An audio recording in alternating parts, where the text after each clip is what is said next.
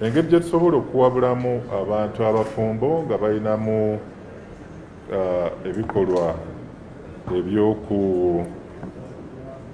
ebyobutakkaanya obanga mukyala wo oba omwami wo mufumbo naye ng'ate alina omukyala oba omwami wabweru, osobola okuggulawo omusango wabanga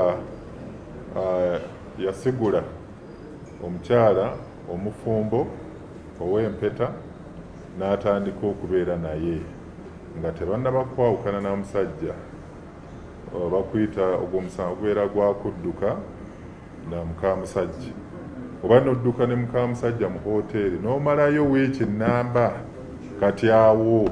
omusango ogwo nagwo guba gukolaki, guba gukwata okubba omukyala omufumbo oba omwami omufumbo.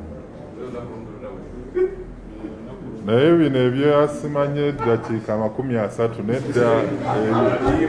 ogwo omusango guba ogwo omusango gujja kuba tegunnaba kuwera.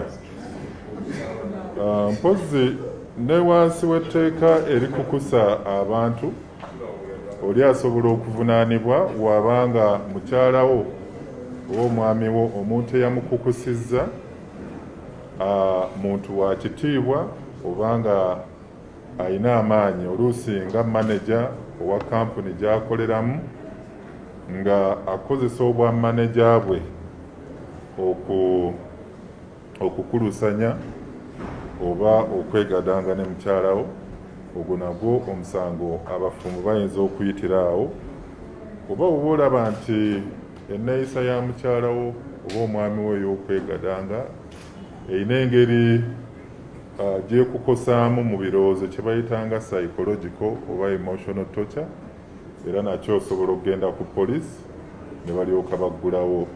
omusango ogwo.